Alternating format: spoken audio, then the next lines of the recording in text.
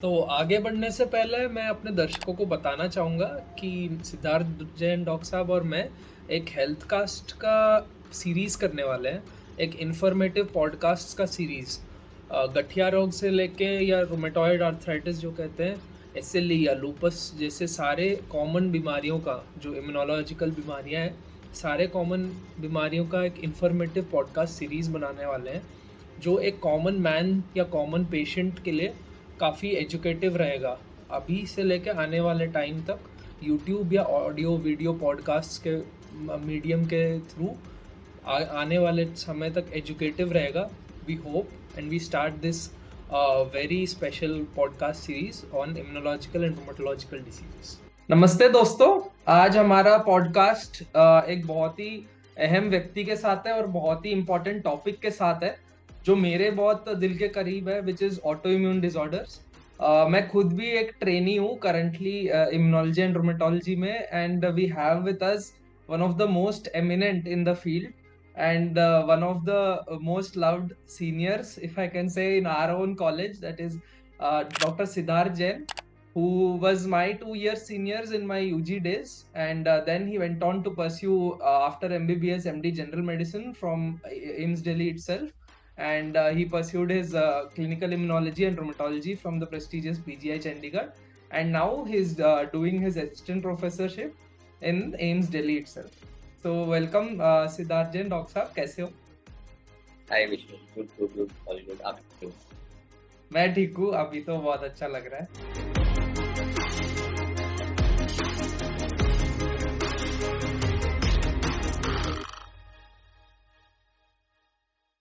Like as you know, as we discussed, हम immunology के बारे में बात कर रहे हैं and also the diseases which are associated with the system. तो पहले हम हमारे दर्शकों को अब समझाइए कि इम्यून सिस्टम एज सच हमारे बॉडी का क्या है और उसका प्राइमरी फंक्शन क्या है, जो मेन उसका जो फायदा है वो क्या है, क्या रोल है। तो बेसिकली जो हमारा इम्यून सिस्टम है, तो दैट इज अ नेटवर्क, एक कॉम्प्लेक्स नेटवर्क है हमारे बॉडी के ऑर्गन्स का, टिश्यूज का, प्रोटीन्स का, जिसका मेन रोल होता है जो हमारे एक्सटर्नल इन्वेडर्स होते हैं, चाहे वो कीटाणु हो जैसे कि बैक्टीरिया, वायरसेस, फंगस, या फिर कोई भी एक्सटर्नल टॉक्सिन्स। इन सबसे हमारी बॉडी को बचा के रखने का, तो हमारा इम्यून सिस्टम का मेन काम होता है हमारी बॉडी को बचाना एक्सटर्नल इन्वेडर से, चाहे वो इन्फेक्शन हो चाहे वो टॉक्सिन, हमारी बॉडी को उनसे बचा के रखने का। तो इम्यून सिस्टम का बेसिकली ये काम होता है। तो इम्यून हम सिस्टम बड़े सारे टाइप्स का होता है। कुछ इम्यून सिस्टम हमारी बॉडी का जन्म से होता है, मतलब एक नवजात शिशु के पास भी एक इम्यूनिटी होती है, उसको हम इनेट इम्यूनिटी बोलते हैं। और एक इम्यूनिटी ऐसी है जो समय उम्र के साथ साथ बढ़ती है और एडवांस होती है और प्रोटेक्शन देती है, उसको हम अडेप्टिव इम्यूनिटी कहते हैं। अडेप्टिव इम्यूनिटी कहते हैं, उसका मेन पर्पज यही है हमारी बॉडी को बचा के रखने का। तो जैसे हमारे इम्यून सिस्टम से ही कुछ डिसीजेस इवॉल्व होते हैं या उससे एसोसिएट होते हैं, जिनको हम ऑटो इम्यून डिसीजेस कहते हैं। तो ऑटो इम्यून डिसीजेस का एवोल्यूशन या ओरिजिन कैसा होता है, कहाँ से वो उत्पादित होते हैं और कैसे ये ऑटो इम्यून डिसीजेस हमारे बॉडी को इफेक्ट करते हैं, मतलब हमारे टिश्यूज को इफेक्ट करते हैं। एग्जैक्टली ये बहुत इम्पोर्टेंट सवाल है विष्णु, एंड आई थिंक हमारी जनता को, हमारे दर्शकों को आई थिंक इस बात की अवेयरनेस काफी कम है। ऑटोइम्यून डिजीज एग्जैक्टली होती क्या है, क्योंकि ये आमतौर पे काफी कॉमन है बट बहुत कॉमनली मिस हो जाती है। ना मरीजों को पता होता है क्या करना है, और अगर हम जनरल फिजिशियन या किसी और डॉक्टर के पास जाए जिनके पास इनकी स्पेशलाइजेशन नहीं है, तो आमतौर पे काफी कॉमनली मिस हो जाते हैं और मरीज काफी टाइम तक ग्रस्त रहते हैं अपनी दिक्कतों की वजह से, बिना किसी डायग्नोसिस के, और प्रॉब्लम बढ़ती रहती है। तो इसलिए जानना बड़ा जरूरी है कि ऑटोइम्यून डिजीज होती क्यों है।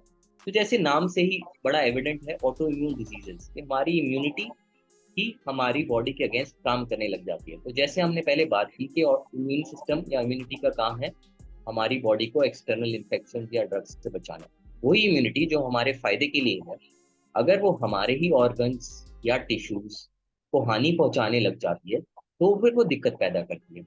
और वो हानि जो पैदा करते हैं, वो जो दिक्कत पैदा करते हैं, उनको हम ऑटो इम्यून डिजीज कहते हैं, बड़े एक सिंपलिस्टिक टर्म्स में। तो वो प्रस्तुत किस तरीके से करेंगे, तो दो सवाल हैं बेसिकली कि ऑटोइम्यून डिजीज। अब ये हुआ कि अपनी बॉडी के अगेंस्ट ही अपनी इम्यूनिटी क्यों लड़ेगी? आपने पूछा कि क्यों ऐसा होता है कि अपनी बॉडी के अगेंस्ट इम्यूनिटी लड़ने लग जाए। बहुत ही ज़रूरी सवाल है। इसका अगर हम देख जाए तो इसके मैकेनिज्म की अगर हम बात करेंगे तो अगर आप हिसाब लगाएं तो एक नॉर्मल इंसान की बॉडी को डिफरेंट रूट से, चाहे वो मुंह से हो, चाहे वो नाक से हो, चाहे वो आंखों से हो, चाहे वो स्किन से हो, स्किन पे कोई कट लगे हुआ, कोई कुछ भी हो, बेसिकली हर इंसान की बॉडी हर टाइम पर बहुत सारे कीटाणुओं से एक्सपोज होती है और बहुत कम लोग बीमार पड़ते हैं। तो ये सब इम्यूनिटी का ही रोल है।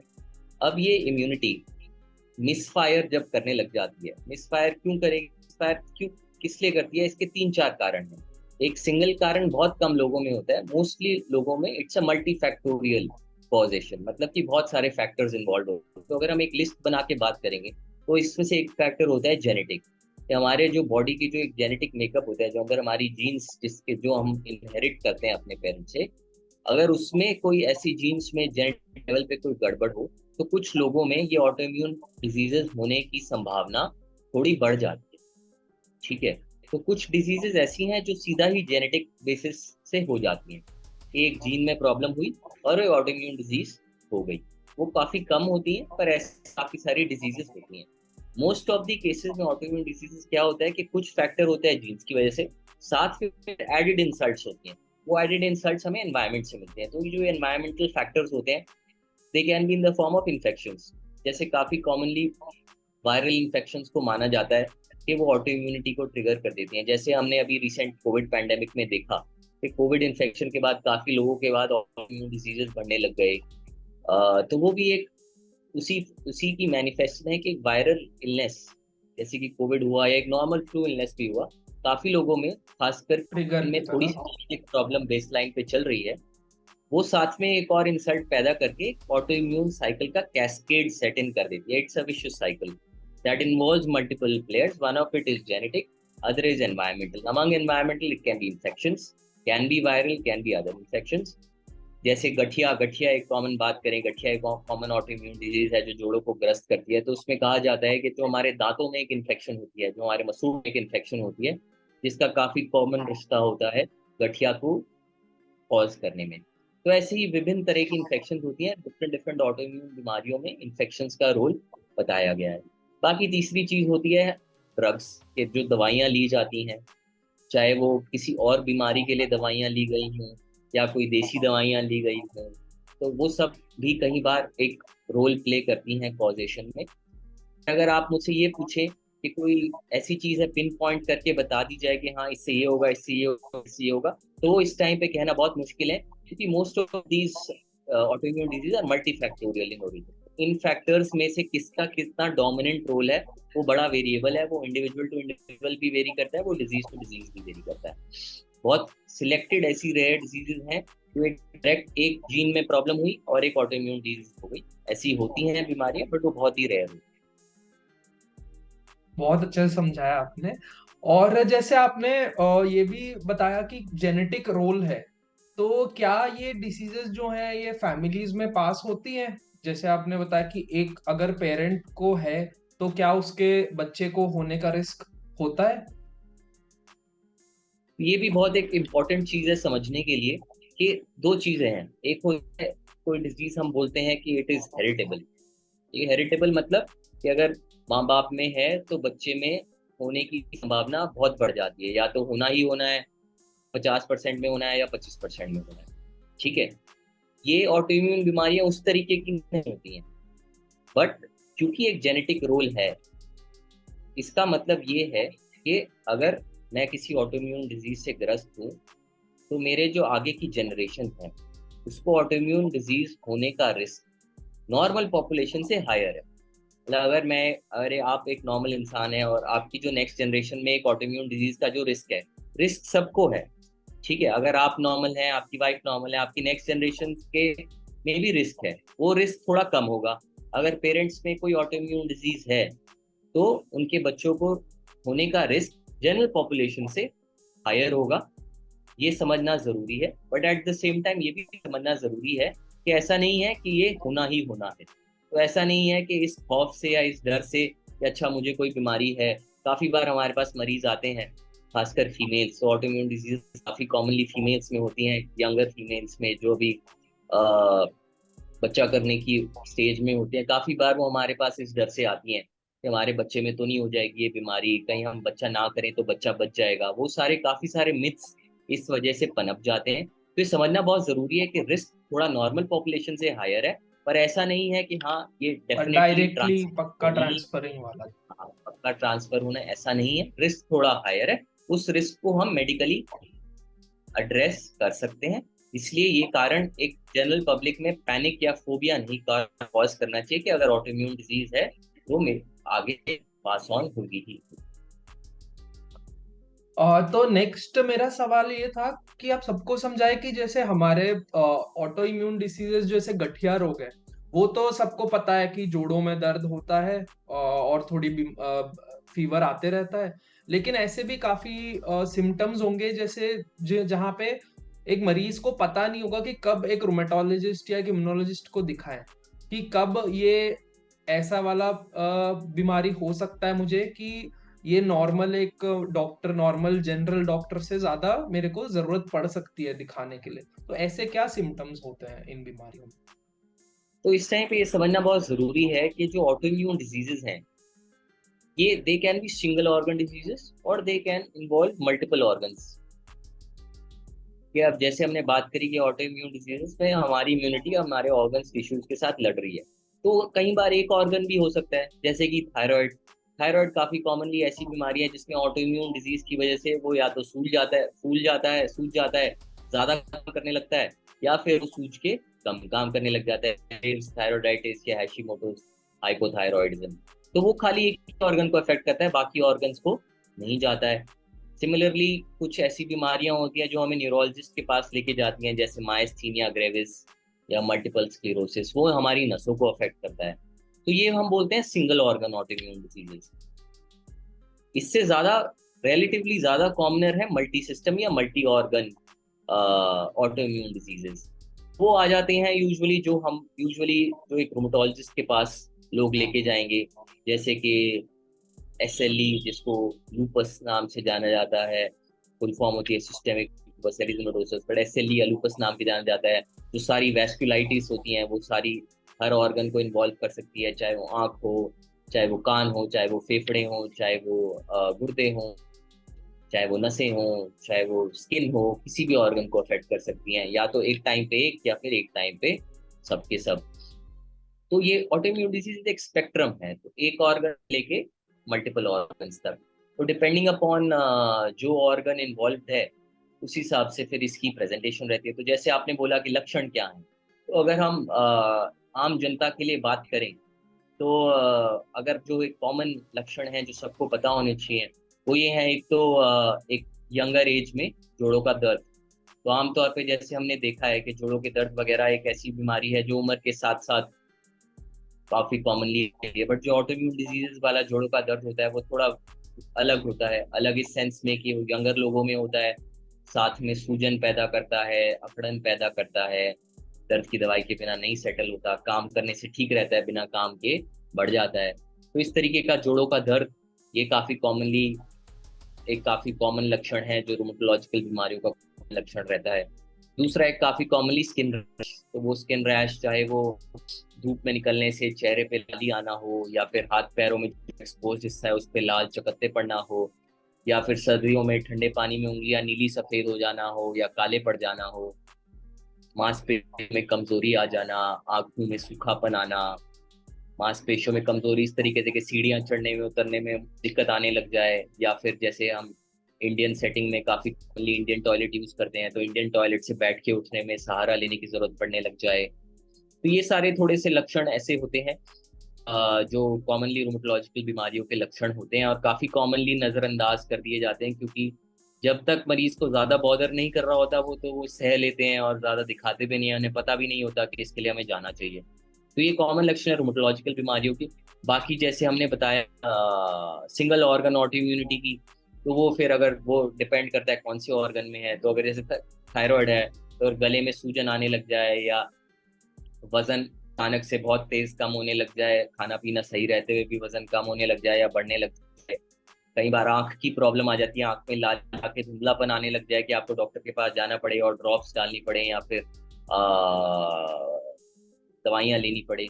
तो सिंपल शब्दों में ये कॉमन लक्षण है जो मैंने आपको बताया, बट ये जानना काफ़ी ज़रूरी है कि ऑटो इम्यूनिटी किसी भी अंग को अफेक्ट कर सकता है। तो एक स्पेशलिस्ट डॉक्टर को कंसल्ट करना, एक स्पेशलिस्ट इम्यूनोलॉजिस्ट को कंसल्ट करना काफ़ी ज़रूरी रहता है, ताकि ये जो अर्ली स्टेजेस में सिम्टम्स हैं वो पिकअप हो जाएं। क्योंकि अर्ली स्टेजेस में पिकअप हो जाएं तो चीज़ें ठीक रहती हैं, क्योंकि ये जो सिम्टम्स मैंने आपको बताए, जैसे मैंने बताया, काफ़ी कॉमनली इग्नोर हो जाते हैं, क्योंकि अ, इतने बॉदर नहीं करते मरीजों को। बट इम्पॉर्टेंट ये भी है कि ये बड़ा तीव्र रूप भी ले सकती हैं और जानलेवा रूप भी ले सकती हैं। तो अगर ये फेफड़ों को अफेक्ट करने लगे तो खांसी में खून आके ये जानलेवा रूप भी धारण कर सकती हैं। सांस फूलने लग जाता है, बिना ऑक्सीजन के सांस नहीं चलता है, पेशाब आना बंद हो जाता है, पेशाब में खून आने लग जाता है, लैट्रिन में खून आने लग जाता है, पेट में अचानक बहुत तेज दर्द होता है, तो उंगलियां काली पड़ जाती हैं जिसको हम गैंग्रीन बोलते हैं। तो लकवा मार सकता है, हार्ट अटैक आ सकता है, एक खासकर एक यंगर एज ग्रुप में। तो हमें समझने की बड़ी ज़रूरत है कि जो ऑटोइम्यून डिजीजेज हैं, आमतौर पे अदरवाइज बंदा काफ़ी हेल्दी होता है ना, उसको कोई ऐसे कोई बहुत लंबे समय से कोई बीमारियां नहीं चल रही होती, क्योंकि ये ऑटोइम्यून डिजीज काफ़ी काफ़ी अक्सर younger age group, middle age group, 20, 30, 40, 50 साल की उम्र वाले लोगों में ज़्यादा होता है, जब उन्हें बाकी बीमारियां ज़्यादा नहीं होती, तो अदरवाइज फिट होते हैं और ये सारी बीमारियां अचानक आने लग जाती हैं। तो सॉफ्ट लक्षण ये हैं जो मैंने बताए, खासकर ये अंडरस्टैंडिंग के जानलेवा भी हो सकती हैं, बाकी किसी ऑर्गन को भी अफेक्ट कर सकती हैं। ये सारी समझ अगर एक जनरल पब्लिक को आ जाएगी तो वो एक अच्छे से इसको पिकअप कर पाएंगे, और बाकी जो डिटेल्स हैं वो तो फिर एक एक्सपर्ट टेक्नोलॉजिस्ट उनको कर ही लेगा, टैकल ही लेगा, क्या जांचें करनी है, क्या इलाज करना होता है, वो सब आगे फिर कवर हो जाता है। बहुत अच्छा समझाया आपने। और अभी जो लोगों को खासकर जानने का उत्सुकता होगा अब तक जब हमने इतना डिस्कस कर लिया, वो ये है कि ट्रीटमेंट वाइज कि क्या इन बीमारियों का ट्रीटमेंट जड़ से निकाला जा सकता है, कि जड़ से इनको ट्रीट किया जा सकता है, या फिर हम ज्यादातर हमको सिर्फ सिम्टोमेटिकली या मतलब जो जो लक्षण है उनको ही टारगेट करते हैं। तो ट्रीटमेंट के बारे में थोड़ा सा बताएं। ये भी आपका काफ़ी अच्छा सवाल है विष्णु। तो जो हमारे पास जो मरीज आते हैं, काफ़ी एक कॉमन बड़ा प्रेवलेंट मिथ है हमारी पॉपुलेशन में कि जो ऑटोइम्यून डिजीजेज हैं इनका कोई इलाज होती है, कोई फायदा होता नहीं है, बस दर्द की दवा ले लेते हैं और कुछ देते नहीं डॉक्टर साहब। ये बहुत ही गलत, बहुत ही बड़ी गलत फहमी है। तो ये जानना बहुत ज़रूरी है कि ऑटोइम्यून डिजीजेज का अच्छा उपचार अवेलेबल है, चाहे वो किस भी ऑर्गन को अफेक्ट कर रहा हो, चाहे वो माइनर हो, चाहे वो मेजर हो, चाहे वो जानलेवा रूप में आया हो, चाहे वो एक हल्के रूप में आया हो, उसका इलाज संभव है और इलाज से काफ़ी मरीज ठीक भी हो जाते हैं। पर ज़रूरी होता है समय से इलाज करवाना, उचित रूप से इलाज करवाना, और थोड़े लंबे समय नियमित रूप से, जब तक आपके जो दवाई ट्रीटिंग लेते रहना। डॉक्टर जब तक नहीं बोले तब तक ट्रीटमेंट लेना बहुत ज़रूरी होता है।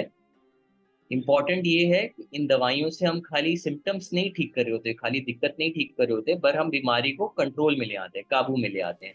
तो हम बेसिकली, जैसे हम बात कर रहे थे ऑटो इम्यून डिजीज, इम्यूनिटी हमारी ऑर्गन, हमारी बॉडी के अगेंस्ट ही काम कर रही है, तो हमारा जो सारा ट्रीटमेंट होता है वो हमारी बॉडी की इम्यूनिटी को कम करने पे डायरेक्टेड होता है। जो हमारा इम्यून सिस्टम ज़्यादा काम कर रहा है, हमारे ऑर्गन के अगेंस्ट काम कर रहा है, तो हमारा टारगेट रहता है कि हम दवाइयाँ दें जिससे हमारी बॉडी का इम्यून सिस्टम थोड़ा सा सप्रेस हो जाए। इसको हम कहते हैं इम्यूनो सप्रेसेंट्स। हमारी बॉडी की इम्यूनिटी को कम करेगा। इसीलिए जो बॉडी की इम्यूनिटी कम होगी तो जो अपने ऑर्गन्स को हानि पहुंचा रहा है वो कम हो जाएगा। तो इसलिए ये सब का ट्रीटमेंट पॉसिबल है, पर वो ट्रीटमेंट इन डिजीजेस को कंट्रोल करता है।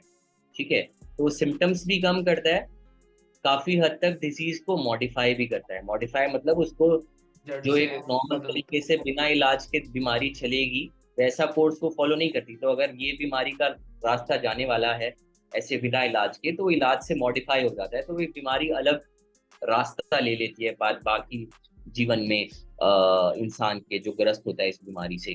पर ये भी इम्पोर्टेंट है अंडरस्टैंड करना, अगर हम जड़ से इलाज की बात करें, तो जैसे अगर हम बाकी बीमारियों के इलाज की बात करें, जैसे इन्फेक्शन हो गए, जैसे टीबी हो गया, तो टीबी जैसी बीमारी का इलाज क्योर होता है कि भाई हमने 6 महीने 9 महीने 1 साल दवाई खाई तो बीमारी क्योर हो गई, उसके बाद हमें दवाइयाँ नहीं लेनी। Same is not true for auto immune diseases, क्योंकि ये हमारी इंट्रिंसिक प्रॉब्लम है, हमारी इम्यूनिटी की प्रॉब्लम है। तो हम कंट्रोल कर लेते हैं, काफी अच्छे तरीके से कंट्रोल कर लेते हैं। और अगर हम क्योर की बात करें, क्योर का मतलब होता है कि बिना दवाइयों के इंसान को ठीक रहना। तो वो अभी करंट स्टेटस में एग्जिस्ट नहीं करता है। बहुत कम ऐसी ऑटो इम्यून बीमारियां हैं जिनका अभी क्योर पॉसिबल है। वो क्योर भी किस तरीके से है, वो क्योर है जेनेटिक लेवल पे। तो या तो हम स्टेम सेल ट्रांसप्लांट करके या जेनेटिक एडिटिंग करके, तो वो भी उन्हीं केसेस में पॉसिबल है जहां मैंने, अगर आपने ध्यान से सुना होगा इस पॉडकास्ट, शुरू में मैंने कहा था कि कुछ बहुत कम ऐसी बीमारियां होती हैं वैसे एक जीन और बीमारी हो गई। तो अगर ऐसा कोई ऐसी बीमारी है जो एक ही जीन में प्रॉब्लम है, तो उस अगर हम जीन के साथ छेड़छाड़ करके उसको ठीक कर दिया जाए तो एक थ्योरेटिकल स्कोप रहता है क्योर का। बट क्योंकि most of the autoimmune diseases are multifactorial, क्योंकि बहुत सारे कारण हैं जो पनप के मिक्स होके बीमारी पैदा कर रहे हैं, तो at this point of time cure without treatment is not there in the true not yet. Sense. But हम अपने मरीजों में दवाइयों को काफी कम लेवल तक सक्षम रूप से ले आ पाते हैं, ताकि उनको दवाइयां भी ज्यादा नहीं पड़ती और बीमारी भी कंट्रोल में रहती है। और अभी ऑटोइम्यून डिजीज में रिसर्च बहुत ही हाई स्टेज पर चल रही है। डिफरेंट डिफरेंट ऑटोइम्यून डिजीज में research is very active and there are a lot of efforts being directed at possible cures. तो नई नई थेरेपीज हैं जो ऑन्कोलॉजी में आ रही हैं, जैसे कार टी सेल थेरेपी, बहुत सारी ऐसी नई नई एडवांसमेंट्स हैं, डेवलपमेंट्स हैं हो रही हैं। हर नए साल में हमारे पास नए ट्रीटमेंट्स आ रहे हैं जो कि हमारे मरीजों की लाइफ बढ़ा रहे हैं। तो आज की तिथि में शायद क्योर अभी हमारे हाथ में नहीं है, बट जिस स्पीड से हमारी रिसर्च चल रही है, होप्स बहुत हाई हैं कि हमारे को नियर फ्यूचर में we will have options, much better treatment option, जिससे कि पॉसिबल क्योर विदाउट ट्रीटमेंट भी हमारा शायद पॉसिबल रहेगा। पर इवन विदाउट दैट अभी जो करंट ट्रीटमेंट लैंडस्केप है वो काफ़ी अच्छा है, काफ़ी प्रॉमिसिंग है। दवाइयों से मरीज ठीक भी रहते हैं, प्रोवाइडेड वो नियमित रूप से दवाई लेते रहें, अपने इम्यूनोलॉजिस्ट के संपर्क में रहें और नियमित रूप से पालन करते रहें। Thank you so much. मैं खुद भी बहुत सीखा इस टॉक के थ्रू, और हमारे दर्शक अभी जो देख रहे हैं and hopefully through the years to come जो देखेंगे, जो पेशेंट हो या केयर गिवर्स हो, जैसे आपने बताया क्रॉनिक डिसीजेज होते हैं, ये लंबे तौर के डिसीजेज होते हैं, तो काफी टाइम तक केयर गिवर का भी रोल इम्पोर्टेंट रहता है। तो I hope absolutely. all of us students, myself, and also the patients and caregivers learned a lot today. And also Healthcast team के तरफ से भी a big thank you. We were very lucky to have you with us. So it was Thank you very for having nice. me. It was a pleasure. It was a pleasure speaking to everyone. Thank you for having me. Thank you so much. I hope everybody learned a lot.